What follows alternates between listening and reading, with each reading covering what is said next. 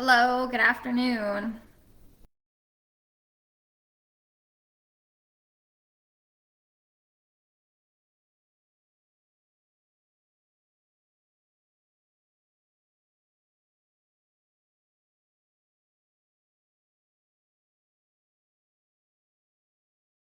About the low inventory of houses that we have right now.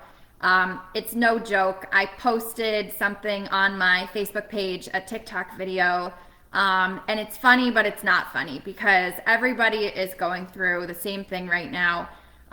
There's low inventory, we all know it, and that's causing multiple people to be making offers on the same property, which causes what people call bidding wars, and that means that you're paying probably more than asking price. So it's a little bit crazy. All the more reason to use a professional, work with a lender to figure out what you're comfortable paying, and stick to your guns, and work with a realtor to make sure that you're not overpaying for a property. If you want to laugh, you can check out that TikTok video I shared. But also, it's one thing to make light of the situation, but it really is hard on buyers right now, to say the very least. They're maybe looking for months already and haven't found of these inventory issues. So in the Pioneer Valley right now, Franklin, Hampshire, and Hampden County, it's pretty amazing. In March of 2020, there were over 1,100 houses for sale, and this March 2021, 363. So inventory is down over 68%. That's just staggering figures right there. So it will get better. It has to get better. The market will even out. If you're a buyer, hang in there. The point of this video is that I have a lot of people asking me questions right now. What happens if the appraisal comes in different than the purchase price?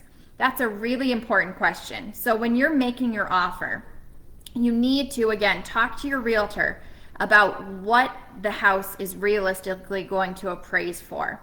So as an example, I had some people looking at a house this past weekend, and it was listed around 380, and there were some offers up into the upper 400s, even 500 on that particular property. Now, when the appraisal is done and the appraiser compares the property to similar sales in the area, that house may not appraise for 500. There might not be other sales at this point that will support that value. So that doesn't mean that you can't buy the house. You have a few different options. So if the appraisal comes in, well, first of all, if the appraisal comes in higher than the purchase price, great. You got a great deal.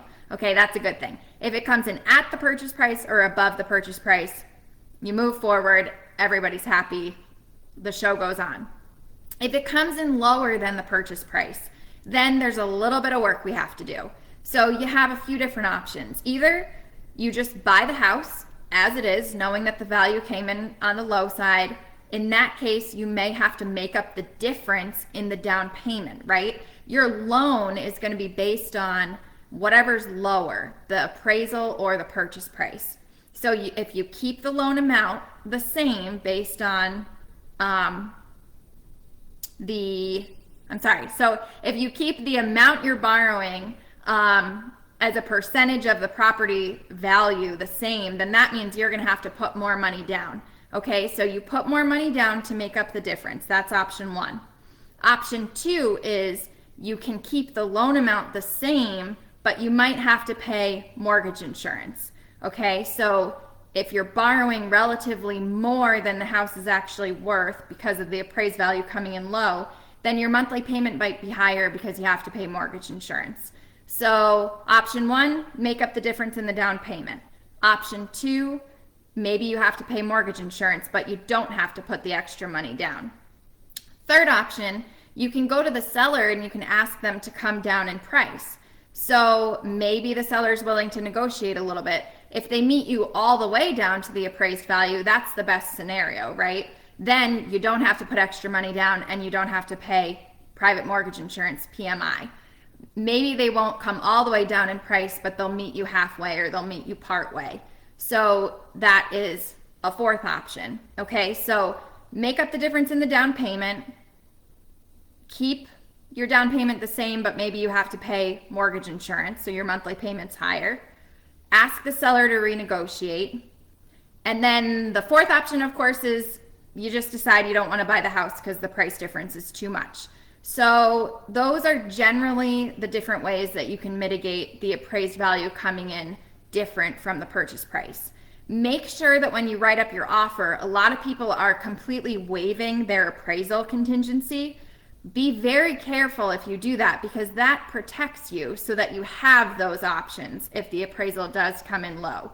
So before you go crazy, like in that TikTok video I shared where someone just swooped in and offered crazy amount of money with no contingencies, before you do that, talk to your realtor, talk to your attorney, talk to your lender, figure out what your options are, and really, like I said, stick to what you're comfortable doing. Don't waive all your options, all your contingencies, and then get stuck in a situation that doesn't make sense for you. So talk it over, know your options, understand what happens if the appraisal comes in low, right? So it either means you're going to be paying more money down, you might have mortgage insurance, which would make your monthly payment higher. You could ask the seller to renegotiate, or you could just decide not to buy the house. So that's really the summary of what happens if the appraisal comes in low. And if you are sitting on extra houses for whatever reason, please sell them, because there are plenty of buyers who really want to buy your house. I think we should all just have a massive listing day so that everybody has a place that they're going to be able to move to. If everyone just picks a date like May 1st and lists their houses all at once, we'll have all the options and we'll be ready to buy and sell. As always, if you have any questions, just email me, call me, text me, and I'm happy to help.